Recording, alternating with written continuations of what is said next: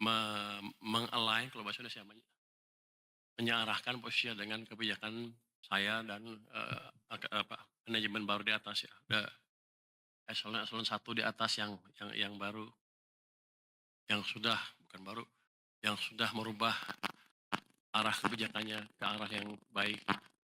Kemarin kan saya mana, kita gerebek di mana, di Tangerang. Itu satu perusahaan Cina, salah satu dari sekian puluh yang beredar di sini, yang nggak bayar pajak dengan baik.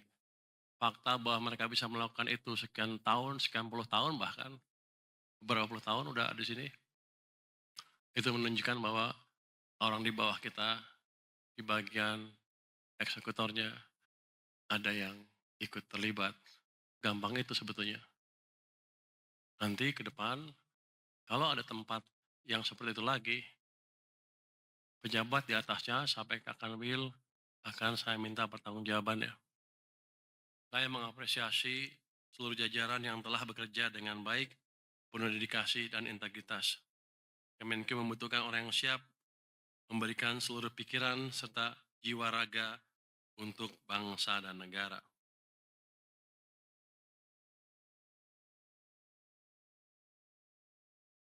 Ini gampangannya itu kan ya, omong-omong muluk-muluk. Tapi kita lihat kan beberapa hari terakhir ini ada penggeledahan ke pajak, bea cukai oleh KPK. Artinya ada sementara pegawai-pegawai kita yang belum menjalankan kerjaannya dengan lurus, kan baik dengan lurus ya. Artinya masih ada, ya kayaknya ada terima uang tuh, ada yang terima, ada safe house katanya, ada uang sekian, ada emas 3 kilo dan lain-lain. Artinya kita masih belum bersih. Ke depan saya harapkan dengan adanya rotasi ini semua teman-teman memperbaiki image bea cukai maupun pajak. Yang pajak kan kenal lebih banyak kan kali ini kan dibanding pajak bea cukai. Pajak di Kalimantan, bea cukai di sini. Ini terjadi berkali-kali dan sepertinya kalau kita nggak hati-hati akan terjadi terus. Kalau di masa lalu kan pimpinannya nggak kena kan, ini kita tunggu yang Kalimantan sampai mana prosesnya. Kalau sampai tersangka betul sampai level 1 di bawah pimpinannya, kita akan ganti terus sampai ke atas. Saya harap nih teman-teman yang baru lantik mengawasi betul kinerja anak buahnya. Nggak bisa lagi kita bilang, oh saya nggak tahu itu di bawah saya terlalu jauh. Anda harus mengawasi itu. Karena pada akhirnya kalau begini terus ya dirjen-dirjen dan saya juga kena, nggak bisa lari. Tapi sekarang kita coba perbaiki secepatnya. Saya harapkan setahun Desember sampai sekarang sampai Desember udah ada perbaikan yang amat signifikan. Kita akan terapkan teknologi juga untuk membantu kerja-kerja bapak-bapak, ibu-ibu, sehingga kontak dengan eh, wajib pajak atau yang diawasi oleh bea cukai menjadi semakin sedikit.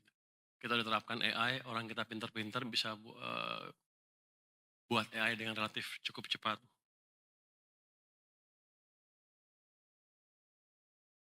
Tapi prinsipnya begini, ketika orang bea cukai atau orang atau pegawai Kementerian Keuangan mengalami hal tersebut, saya nggak akan tinggalkan Anda sendirian. Saya akan masuk, saya akan dampingin Anda lewat pendampingan ya. Tapi kami tidak bisa intervensi masalah hukumnya. Jadi kalau bapak-bapak mengerjakan hal-hal sesuai aturan, bapak-bapak, ibu-ibu nggak usah takut. Kita akan jaga betul. Nggak akan ada pegawai pajak atau bea cukai yang di-abuse, kecuali memang melakukan kesalahan. Saya sih berharapnya tadi akan cepat sekali atau perbaikan yang cepat dan pegawai-pegawai pajak atau bea cukai meng-align kalau bahasa Indonesia menyearahkan posisinya dengan kebijakan saya dan manajemen baru di atas ya.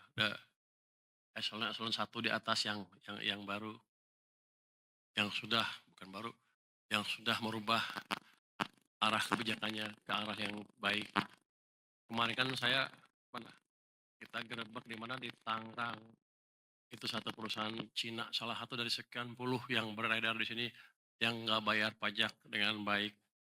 fakta bahwa mereka bisa melakukan itu sekian tahun, sekian puluh tahun bahkan, beberapa puluh tahun udah di sini, itu menunjukkan bahwa orang di bawah kita, di bagian eksekutornya, ada yang ikut terlibat. Gampang itu sebetulnya. Nanti ke depan, kalau ada tempat yang seperti itu lagi, pejabat di atasnya sampai ke Kanwil akan saya minta pertanggungjawabannya. Tapi saya yakin dengan bapak-bapak ibu ini orang-orang terpilih semua kan, saya udah lihat track recordnya, ujiannya segala macam, kelihatannya sih nggak ada masalah untuk menjalankan hal itu. Asal Pak Sekjen rajin-rajinnya cek-cek ke bawah, Pak Dirjen juga rajin-rajin. Oh, kok dipanggil begitu ya? Pak Sekjen? Oh, udah. Pak Dirjen? Pajak? Oh, gitu ya. Ternyata. Lucu juga ya. Lucu juga. Hah? Dari TN gitu ya? Pak siapa? Pak Dirjen Kaya Negara? Oh, gitu ya. Saya baru tahu, saya udik. Enggak, ini hal yang serius, kita harus bereskan betul.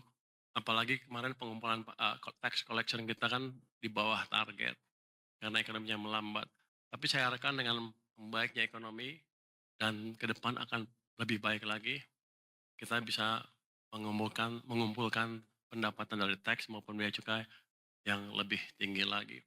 Saya sih mengharapkan ada perbaikan tax collection rate yang signifikan dari 9% sekarang, mungkin 11-12% untuk tahun ini, tahun depan kita perbaiki lagi.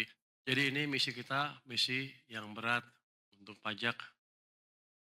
Kalau kemarin Anda mencapainya di bawah target, saya bisa ngelit di depan, bisa beralasan depan DPR bahwa karena ekonominya lambat. Tapi tahun ini kan nggak bisa lagi. Kalau sampai akhir tahun tax collection rate kita nggak membaik, padahal ekonominya tumbuhnya makin baik, saya akan digebukin DPR dan saya nggak bisa bertahan lagi. Saya nggak bisa memberikan argumen yang kuat. Kalau untuk orang yang seperti saya, orang yang ekonom seperti saya, itu suatu kekalahan yang telak. Pasti setiap malam saya nggak bisa tidur. Sekarang aja udah susah tidur. Jadi itu, utamanya saya pikir teman-teman semua ke depan kita bersama-sama memperbaiki kinerja pajak, keuangan secara keseluruhan.